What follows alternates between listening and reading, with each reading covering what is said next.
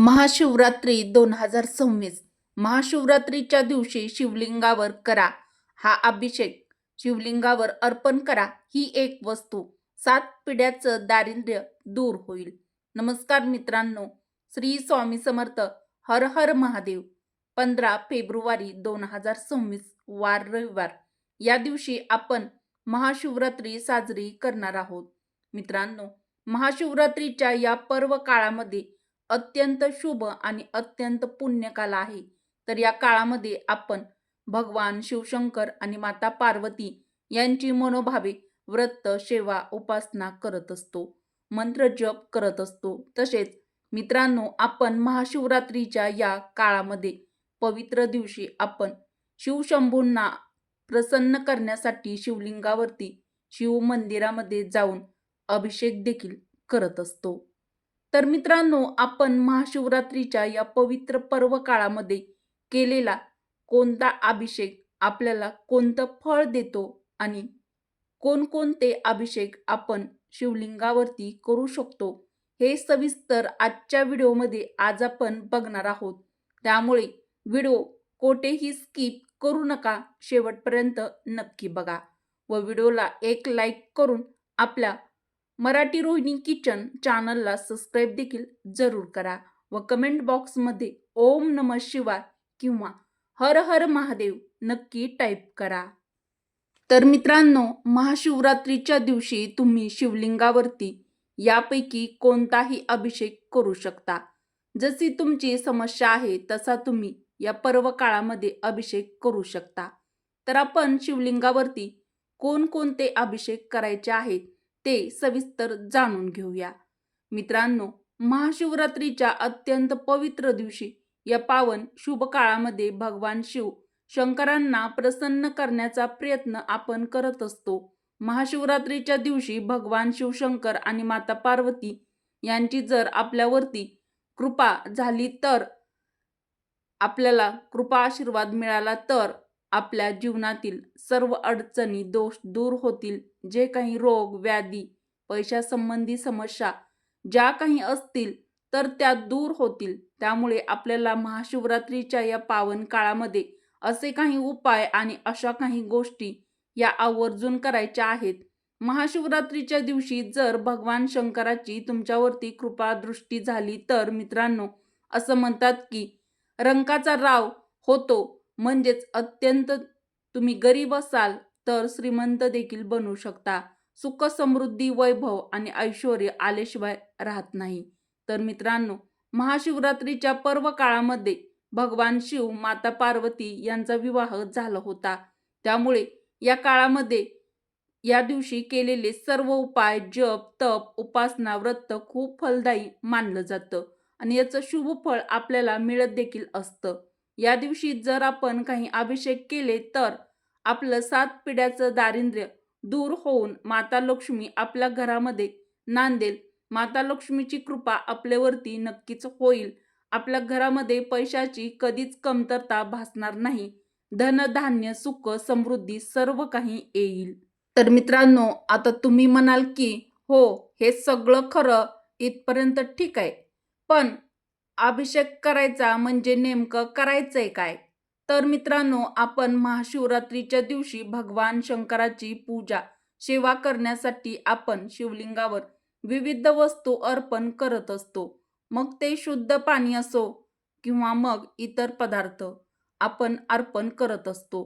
तर मित्रांनो, तुम्ही पाहिलंच असेल की आपण दूध, दही, तूप, पाणी यापैकी काही भगवान शंकरांना अर्पण करत असतो. तर मित्रांनो, आपण बरेच वेळा पाहिलं असेल की महादेवाच्या मंदिरामध्ये गेलं की तांब्याभर शिवलिंगावरती जल अर्पण करत असतो. यालाच आपण अभिषेक करणं असं म्हणतो. तर हा जल अभिषेक करण्याची योग्य पद्धत काय आहे, जल अभिषेक कसा करावा, याचे नियम काय आहेत हे सविस्तर बघूया. आता ते कसं करायचं, काय करायचं हे सर्व व्हिडिओमध्ये मी सांगणार आहे. त्यामुळे व्हिडिओ शेवटपर्यंत नक्की बघा, कोठेही स्किप करू नका व व्हिडिओला एक लाईक अवश्य करा. महाशिवरात्रीच्या दिवशी शिवलिंगावरती जल अभिषेक करायचा आहे तर तो अतिशय सोपा आहे. अगदी कोणीही करू शकतो. तर आपण सुरुवात ही सोप्या अभिषेकापासून करूया. तर तो आहे जल अभिषेक. तर मित्रांनो, जल अभिषेक तुम्ही म्हणाल की हे तर आम्हाला माहीत आहे, पण योग्य पद्धत मी सांगणार आहे, त्यामुळे लक्ष देऊन ऐका, स्किप करू नका. जल अभिषेक म्हणजे शुद्ध असणारं पाणी. शिवलिंगावरती जल अर्पण करताना शिवशंभूंचा हा पवित्र मंत्र ओम नमः शिवाय किंवा नमः शिवाय किंवा महामृत्युंजय मंत्राचा जप हा आपल्याला अवश्य करायचा आहे. तर हा जलाभिषेक करण्यासाठी महत्त्वाची वेळ काय आहे? कोणत्या दिवशी आपण हा जल अभिषेक केला तर याचं शुभ फळ आपल्याला अत्यंतिक मिळणार आहे? अत्यंत पवित्र व पावन असा महाशिवरात्रीचा दिवस. मग तुम्ही सोमवारच्या दिवशी सुद्धा शिवशंभूंना शिवलिंगावरती हा अभिषेक करू शकता, पण महाशिवरात्रीच्या पर्व काळामध्ये अवश्य करा. मित्रांनो, महाशिवरात्रीच्या दिवशी जल अभिषेक केल्याने जल अभिषेक करणाऱ्या व्यक्तीच्या तसेच त्या संपूर्ण कुटुंबाच्या जीवनामध्ये सुख समृद्धी येते, शांती समाधान येतं आणि घरातील अडचणी अडथळे दोष दूर होतात. शिवशंभूची कृपा त्यांच्यावरती नक्कीच होते, कारण महादेव हे खूप भोळे आहेत. ते आपल्या भक्तावर खूप लवकर प्रसन्न होतात. त्यामुळे महाशिवरात्रीच्या दिवशी तुम्ही काहीच केले नाही तरी सुद्धा चालेल, पण जल अभिषेक हा आवर्जून नक्की करा. दुसरा अभिषेक आहे दूध आणि साखर मिश्रित दूध अभिषेक, म्हणजेच दुधाने घालावयाचा अभिषेक. मित्रांनो, प्रत्येकाने महाशिवरात्रीच्या पावन काळामध्ये दूध शर्करा अभिषेक हा आवर्जून करावा. अगदी कुणीही हा अभिषेक करू शकतो, कारण की आपल्या प्रत्येकाच्याच घरामध्ये दूध आणि साखर हे असतंच. त्यामुळे हा अभिषेक अगदी सहज साधा सोपा आहे, पण याचं फळ मात्र खूप शुभ फळ देणारा आहे, अत्यंत फलदायी आहे. त्यामुळे मित्रांनो, हा दूध अभिषेक करताना तुम्ही एक गोष्ट मात्र नक्की लक्षात ठेवा. शिवपिंडीवरती हे अभिषेक करत असताना अगदी शांतपणे आणि सावकाश हे दूध शर्करा मिश्रित अभिषेक आपल्याला करायचा आहे. अजिबात घाई करायची नाही आणि मनामध्ये भगवान शिवशंकर यांचा मंत्रोच्चार करायचा आहे. मित्रांनो, महाशिवरात्रीच्या दिवशी जर तुम्ही महादेवाच्या पिंडीवरती दुधाचा अभिषेक म्हणजे दूध शर्करा अभिषेक केला तर जीवनातील अडचणी दोष दूर होऊ शकतो, तसेच तुम्हाला प्रत्येक कार्यामध्ये यश प्राप्त होईल. एखादा उद्योग व्यवसाय असेल तो व्यवस्थित चालत नसेल तर तुम्ही हा शिवरात्रीच्या दिवशी दूध अभिषेक आवर्जून नक्की करावा. माता पार्वती व भगवान शिव यांची दोघांची कृपा प्राप्त होईल. तुमच्या घराची भरभराट होईल. मित्रांनो, महाशिवरात्रीच्या दिवशी या पावन पर्व काळामध्ये जर तुम्ही महादेवाच्या पिंडीवरती दूध अभिषेक घातला तर तुम्हाला मानसिक स्वास्थ्य लाभेल, मनशांती लाभेल आणि उत्तम आरोग्याची प्राप्ती देखील होईल. तुमचे जे काही रोग व्याधी बऱ्याच दिवसापासून आजारपण, घरामध्ये जर कोणी आजारी व्यक्ती असेल तर त्या देखील समस्या दूर होतील. तर मित्रांनो, महाशिवरात्रीच्या या पावन काळामध्ये भगवान शिव आणि माता पार्वती यांची कृपा प्राप्त करण्यासाठी तिसरा जो अभिषेक आहे तर तो आहे पंचामृत अभिषेक. महादेवाच्या पिंडीवरती जर हा पंचामृत अभिषेक केला तर महादेवाची कृपा नक्कीच तुम्हाला प्राप्त होईल. तर तुम्ही म्हणाल की हे पंचामृत अभिषेक म्हणजे काय आणि नेमकं करायचंय काय? तर मित्रांनो, आपल्या हिंदू धर्मामध्ये या पंचामृताला पंचमहाभूताचं स्वरूप आहे अशी मान्यता आपल्या हिंदू धर्मामध्ये श्रद्धा आहे. तर मित्रांनो, हे पंचामृत तयार करताना यामध्ये 5 पवित्र वस्तू आपण घालून हे पंचामृत तयार करत असतो. तर हे पंचामृत तयार करताना आपण गाईचं दूध, दही ताजं असावं, साखर, शुद्ध तूप आणि मध हे जिन्नस मिसळून तयार होतं. त्यालाच आपल्या हिंदू धर्मामध्ये पंचामृत असं म्हणतात. जर तुम्हाला यातील एखादी जर वस्तू तुमच्याकडे पदार्थ कमी असेल, नसेल हा पदार्थ एखादा, तर पंचामृत तयार करताना काळजी करू नका. यामध्ये गंगाजलाचे 2 थेंब टाकले तरी सुद्धा ते पूर्ण होतं. मग तुम्ही म्हणाल की गंगाजल आमच्याकडे नाहीये. तर मग गंगाजल नसेल तर अशा वेळी काय करायचं?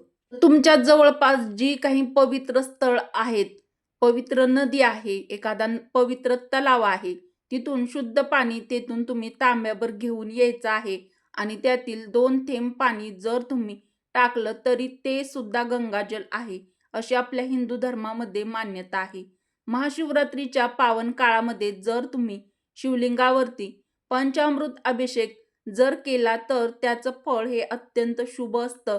तुमच्या घरातील सर्व काही पैशासंबंधी ज्या काही अडचणी आहेत ते सर्व अडथळे दूर होतील आणि घरामध्ये सुख, समृद्धी, ऐश्वर, वैभव नांदायला लागेल.